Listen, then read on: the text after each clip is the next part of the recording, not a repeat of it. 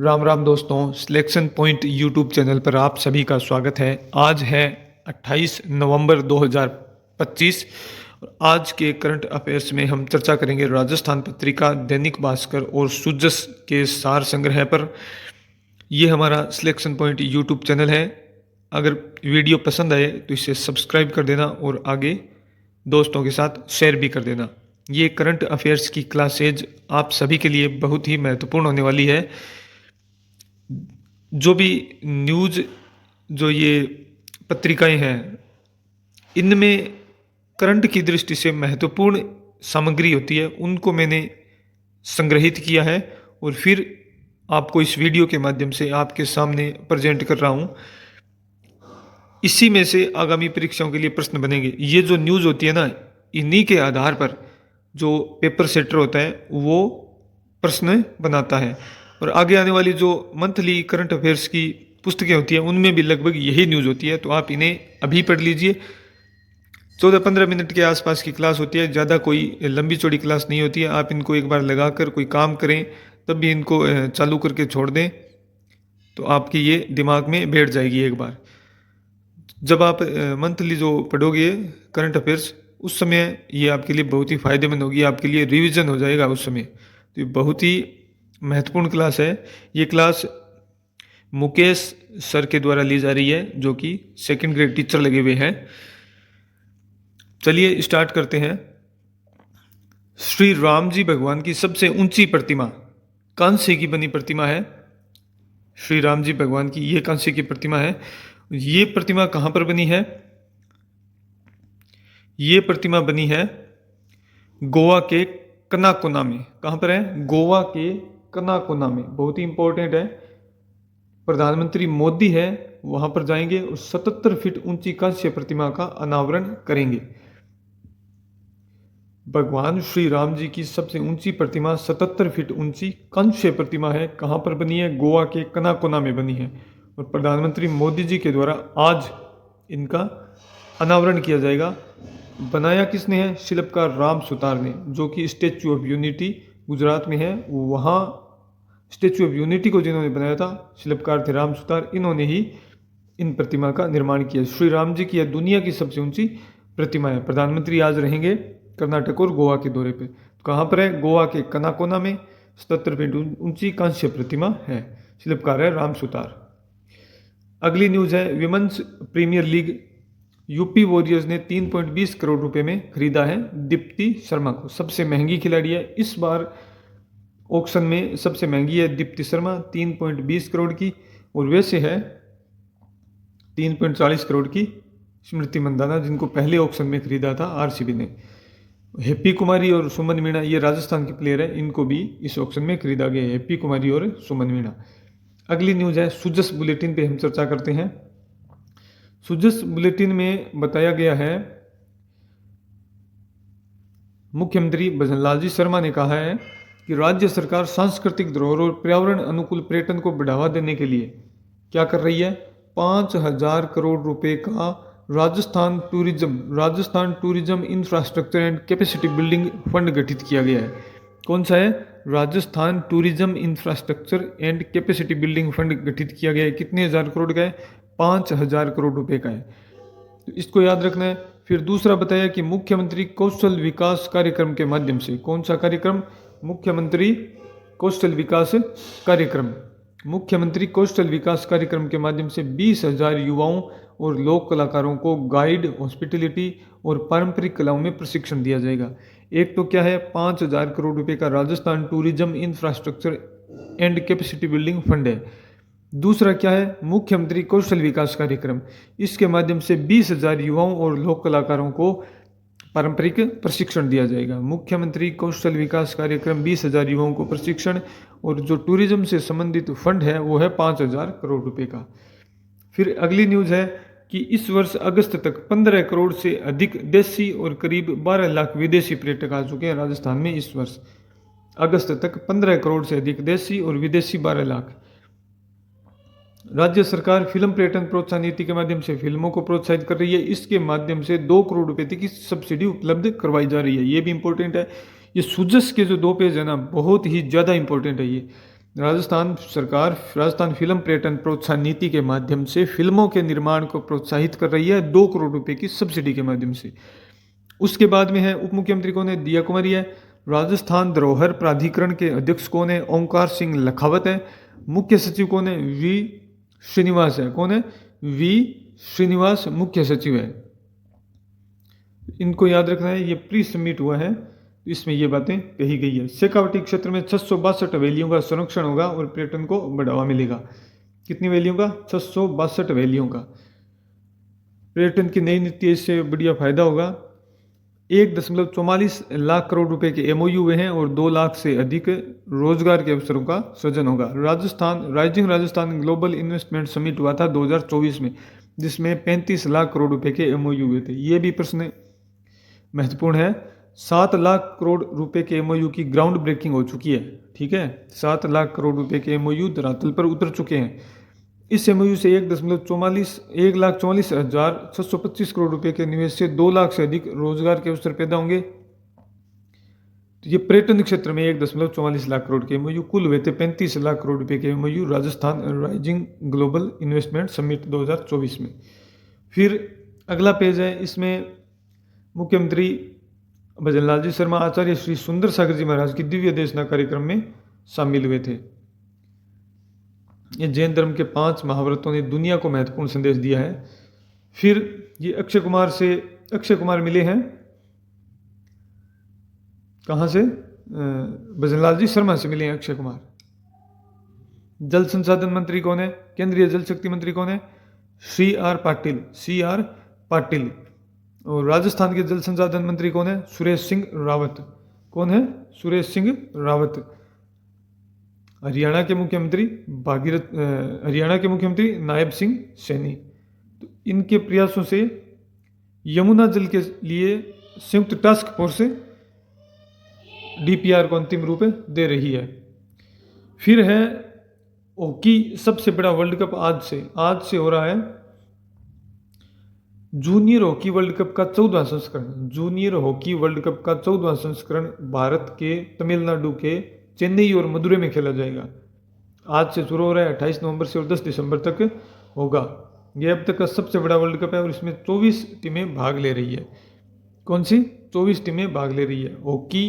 Junior hockey world cup का 14वां संस्करण भारत के चेन्नई और मदुरै में 28 नवंबर से 10 दिसंबर तक, फाइनल 10 दिसंबर को होगा। 24 टीमें हिस्सा ले रही है। अगली है राजस्थान के पीयूष और लोकेंद्र भारतीय बास्केटबॉल टीम है। भारतीय बास्केटबॉल टीम का चयन हुआ वर्ल्ड कप की एशियन क्वालिफायर विंडो 1 के लिए भारतीय सीनियर बास्केटबॉल टीम। राजस्थान के पीयूष जो कि राजस्थान पुलिस में और लोकेंद्र सिक्कर के हैं, ये दोनों खिलाड़ी जाएंगे। राजस्थान के कौन कौन से खिलाड़ी हैं? पीयूष और लोकेंद्र बास्केटबॉल के खिलाड़ी हैं। फिर अगली न्यूज़ है, ये है मोहनलाल सुखाड़िया विश्वविद्यालय की कुलगुरु है प्रोफेसर सुनीता मिश्रा। इनको औरंगजेब का महिमा मंडन, ये अपमानजनक शब्द कहे थे, औरंगजेब का महिमा मंडन किया था, इसलिए इन्हें त्यागपत्र देना पड़ा। मोहनलाल सुखाड़िया विश्वविद्यालय कुलगुरु कौन थी? सुनीता मिश्रा। फिर अगली न्यूज़ है, यूएन जांच पैनल के चेयरमैन बने हैं मुरलीधर। संयुक्त राष्ट्र ने उड़ीसा हाईकोर्ट के पूर्व चीफ जस्टिस और अब सीनियर एडवोकेट थे एस मुरलीधर को पूर्वी यरूशलेम पर व कब्जे वाले फिलिस्तीनी इलाकों पर बने independent international commission of inquiry का चेयरमैन नियुक्त किया है। किसे? एस मुरलीधर को। किसे नियुक्त किया है? एस मुरलीधर को चेयरमैन नियुक्त किया है। उड़ीसा हाईकोर्ट के पूर्व चीफ जस्टिस थे एस मुरलीधर। फिर अगली न्यूज़ है, डीजीपी कॉन्फ्रेंस स्टार्ट हो रही है। Akhil Bharatiya DGP IG conference, Akhil Bharatiya DGP IG conference है, 60वां संस्करण है अखिल भारतीय डीजीपी कॉन्फ्रेंस का। ये कहाँ पर हो रहा है? छत्तीसगढ़ की राजधानी रायपुर में, जिसमें मोदी और शाह भी शामिल होंगे। छत्तीसगढ़ की राजधानी रायपुर में हो रहा है। फिर है पूर्व विधायक विजय सिंह जी का निधन हो गया है। ये कहाँ थे? कोटा के रहने वाले थे। असम अब सभी धर्मों के लिए बहुविवाह पर बैन लगा दिया गया है। गुवाहाटी असम विधानसभा ने गुरुवार को सभी धर्मों में बहुविवाह पर रोक लगाने वाला बिल पास कर दिया गया है, लेकिन इसमें छूट है एसटी वर्ग और छठी अनुसूची के तहत आने वाले क्षेत्रों को। मुख्यमंत्री कौन है असम के? हेमंत बिस्वा शर्मा। अब ये यहाँ पर सही दिया हुआ है, पूर्व विधायक विजय सिंह पलायथा का निधन। जनसंघ के संस्थापक सदस्य एवं पलायथा की आपसी पदवीधारी पूर्व विधायक विजय सिंह पलायथा का 93 साल की उम्र में निधन हो गया। कोटा में 1993 में दिगोद से भाजपा के विधायक चुने गए थे। फिर भरत सिंह जी का भी निधन हो गया है। ये कौन थे? ये पूर्व मंत्री थे भरत सिंह जी, ये भी कोटा के थे, इनका निधन हो गया। विजय सिंह जी पलायथा पूर्व विधायक और भरत सिंह जी पूर्व मंत्री। फिर लोकसभा अध्यक्ष ने भारतीय राजस्व सेवा के क्षेत्रों में भेज के प्रशिक्षु अधिकारियों को संबोधित किया है। एक राष्ट्र एक कर ने देश के कर ढांचे को सरल और पारदर्शी बनाए बिरला। फिर साइप्रस का संसदीय प्रतिनिधि मंडल लोकसभा अध्यक्ष ओम बिरला जी से मिला है। ये है साइप्रस के संसदीय प्रतिनिधि सभा के अध्यक्ष अनीता दिमेत्रियो, ये ओम बिरला जी है। फिर अगली न्यूज है, दक्षिण अफ्रीका को G20 से बाहर किया। भारत में जो G20 शिखर सम्मेलन हुआ था उसमें अफ्रीकी संघ को शामिल किया गया था, लेकिन अब दक्षिण अफ्रीका को बाहर कर दिया गया है। डोनाल्ड ट्रंप की अफ्रीका से बनती नहीं है, अनबन के चलते इन्होंने ये फैसला किया है। उन्होंने कहा कि श्वेत किसानों को मारा जा रहा है और वहाँ पर अत्याचार हो रहा है, जबकि ट्रंप को अमेरिका में हो रहे अत्याचारों के और अपनी जो हिपोक्रेसी है वो दिखाई नहीं देती है। ये तानाशाही इनकी चलती रहेगी। दक्षिण अफ्रीका को G20 से बाहर किया, तो अपने को महत्वपूर्ण क्या पढ़ना है? 2026 में जो G20 शिखर सम्मेलन होगा ना, वो कहाँ होगा? वो होगा अमेरिका के मियामी में होगा। विक्रम-1 देश का पहला प्राइवेट रॉकेट है, एक साथ कई सैटेलाइट ले जा सकता है। भारत का पहला निजी ऑर्बिटल रॉकेट का क्या नाम है? विक्रम-1। इसे बनाया किसने? स्टार्टअप स्काई रूट एरोस्पेस ने बनाया है। भारत का पहला निजी ऑर्बिटल रॉकेट विक्रम-1 है। इसे बनाया किसने है? स्काई रूट एरोस्पेस ने बनाया है और प्रधानमंत्री मोदी ने स्काई रूट एरोस्पेस कंपनी ने बनाया है विक्रम-S। फिर है, राष्ट्रीय प्रतियोगिता में स्वर्ण पदक जीता है। 36वीं अखिल भारतीय राष्ट्रीय बैडमिंटन प्रतियोगिता हुई, उसमें राजस्थान की टीम ने उत्तर प्रदेश को हराकर स्वर्ण पदक जीता है।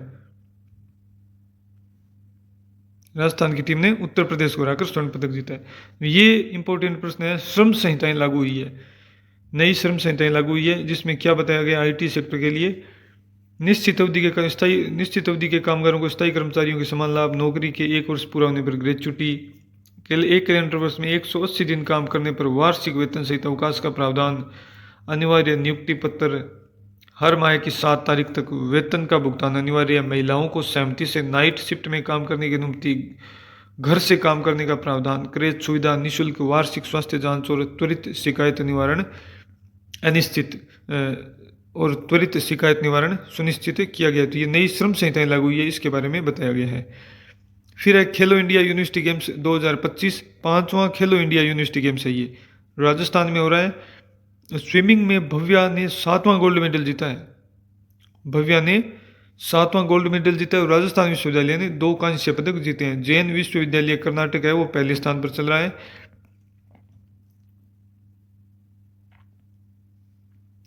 चौथे दिन 3 गोल्ड मेडल जीते थे भव्या ने। तो ये भव्या को ध्यान रखना आप, स्विमिंग से संबंधित है। फिर एशियन एक्वेस्ट्रियन चैंपियनशिप, राजस्थान की दिव्य कीर्ति को रजत पदक मिला है।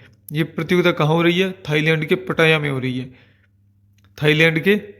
रही है। राजस्थान की बेटी दिव्य कीर्ति सिंह ने इसमें रजत पदक जीता है। कौन सा पदक जीता है? रजत पदक जीता है। फिर अगली न्यूज है, जो महिला प्रीमियर लीग है उसका चौथा संस्करण WPL का कहाँ आयोजित किया जाएगा? नवी मुंबई और वडोदरा में 9 जनवरी से 5 फरवरी तक। Aslan Shah cup Ipoh Malaysia में चल रहा है। भारत ने मैच जीत लिया है न्यूजीलैंड से, लगातार दूसरी जीत दर्ज की है। फिर Syed Modi international badminton tournament, ये लखनऊ में हो रहा है और तन्वी शर्मा ने उलटफेर किया है। क्वार्टर फाइनल में जगह बना ली है। फिर अपनी ये भी कल न्यूज़ पढ़ी थी, सबसे युवा फीडे वर्ल्ड कप चैंपियन बने हैं उज्बेकिस्तान के grand master Javokhir Sindarov. Uzbekistan के ये सबसे युवा खिलाड़ी बने हैं, ये 19 वर्षीय सिंदारोव। फिर अगली न्यूज़ है, नए चक्रवात की दस्तक हो गई है, तमिलनाडु और आंध्र में अलर्ट हो गया है। चक्रवात था सेनवार, बंगाल की खाड़ी में आया था, वो कमज़ोर पड़ गया, लेकिन अब एक नया ही चक्रवात आ गया है, उसका नाम है डिटवा। इसे साइक्लोन डिटवा नाम दिया गया है। डिटवा पहले क्या था, पहले जो आया था वो था सेनवार, और अब इसे नया साइक्लोन यहाँ पर उत्पन्न हो गया है, इसका नाम दिया गया है डिटवा साइक्लोन डिटवा। एक रिपोर्ट आई है CGWB रिपोर्ट, इसमें बताया गया कि पंजाब के 62.50% भूजल सैंपलों में सुरक्षित सीमा से अधिक यूरेनियम है। बहुत ही चिंताजनक रिपोर्ट है ये। जल शक्ति मंत्रालय के अधीन है ये केंद्रीय भूजल बोर्ड, और प्रदूषित पानी हवा सब कुछ प्रदूषित ही हो रहा है। नाइट्रेट आर्सेनिक और लवणता भी चुनौती है। राजस्थान में फ्लोराइड और नाइट्रेट का सर्वाधिक प्रभाव है। फ्लोराइड प्रदूषण के मामले में राजस्थान देश में सबसे ऊपर है राजस्थान। ये आज की न्यूज़ थी सारी जो हमने कवर कर ली है, इनको आप दोबारा रिवाइज भी कर लीजिएगा। एक बार वीडियो देखने के बाद दोबारा देखिएगा, आपको पूरी समझ आ जाएगी। जल्दबाजी मत कीजिएगा, बहुत ही महत्वपूर्ण है ये करंट अफेयर्स के लिए। इसी प्रकार के करंट अफेयर्स के प्रश्न बनेंगे।